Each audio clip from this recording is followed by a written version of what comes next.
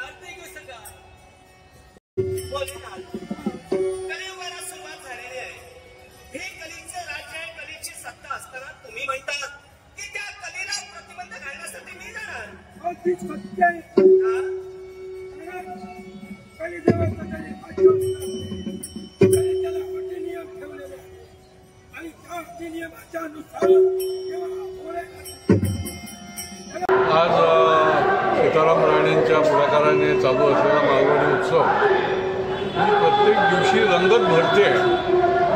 आज आता दशावतारीचा कार्यक्रम चालू आहे आणि एवढी गर्दी आहे, एवढे लोक आहेत आणि सर्व स्टॉलला भेटायला देखील भेट द्यायला ठाण्याच्या बाहेरच्या कानाकोपऱ्यातले लोक जे आहेत ते या मालवणी उत्सवावर प्रेम करतात आणि त्यांनी देखील फार मोठी गर्दी केली आहे.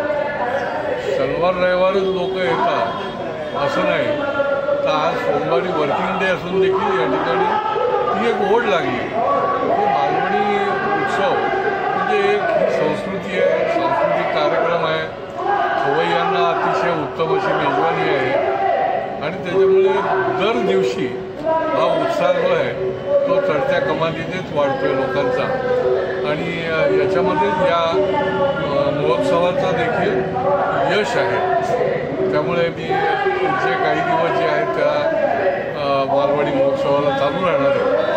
मी लोकांना आवाहन करेन की आपण जर आला नसाल तर अवश्य या स्टॉलला भेट द्या आणि अतिशय सुंदर असं जे मंदिर उभारलेलं आहे, अर्थात दरवर्षी मंदिर उभारलं जातं पण यावर्षी एक वैशिष्ट्यपूर्ण अशा प्रकारचं मंदिर या ठिकाणी उभारलेलं आहे. या मंदिराचंही दर्शन घ्या आणि मोठ्या संख्येने मालवणी महोत्सवाला भेट द्या. आज मालवणी महोत्सवाचा 4था दिवस आहे. नेहमीप्रमाणे उत्सवामध्ये हा कार्यक्रम पार पडतो आहे. आज कुडाळवरून आलेलं दशावतार नाटक आहे आणि कोकणातल्या लोकांनी तुडुंब गर्दी पाहण्यासाठी गेले 4 दिवस लोकांची गर्दी काही कमी झालेली नाही. कोणताही वार असो, आज म्हणजे वर्किंग डे आहे तरीसुद्धा मैदान पॅक आहे. दर दिवशी नवीन कार्यक्रम आपण या ठिकाणी आयोजित केलेला आहे.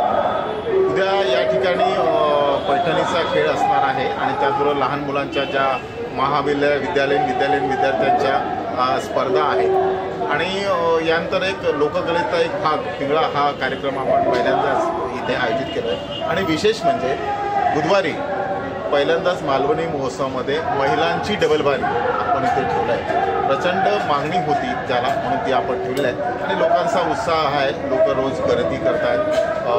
सगळ्या प्रकारचं काय म्हणता येईल बुक आपण ज्या मग ती वाचकांची असो मोठं पुस्तक प्रदर्शन आपण ठेवलेलं आहे.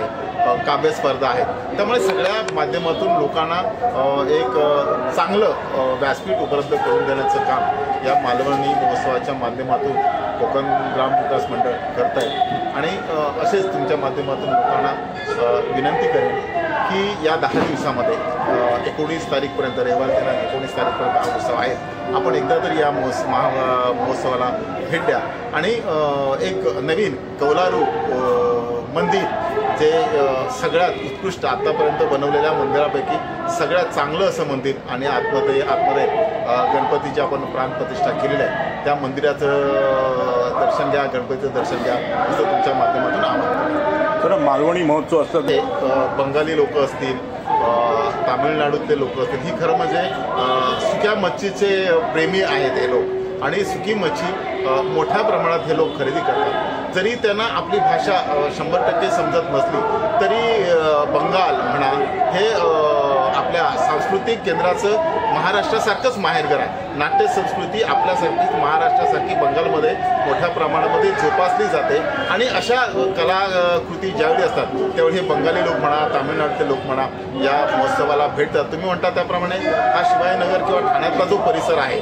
तो कॉस्मोपॉलिटन आहे. सर्व जाती धर्माचे लोक वेगवेगळे लोक राहतात आणि तरीसुद्धा हे या उत्सवाला भेट देतात. याचं कारण असं इथे चांगला उत्सव, स्वच्छता असते, शिस्त असते आणि ही लोकांना आवडते. त्यामुळे हा एक भाग आहे या उत्सवाला सगळ्या प्रकारचे लोक समाविष्ट होण्याचा, सामील होण्याचा आणि या उत्सवाला भेट देण्याचा एक वेगळा आनंद त्यांना मिळतो. आणि म्हणून आमचा सुद्धा असा प्रयत्न असतो की सगळ्या प्रकारच्या लोकांना त्यांची संस्कृती सुद्धा जोपासण्यासाठी मदत हो आणि ते देण्याचा करण्याचा आमचा प्रयत्न. धन्यवाद.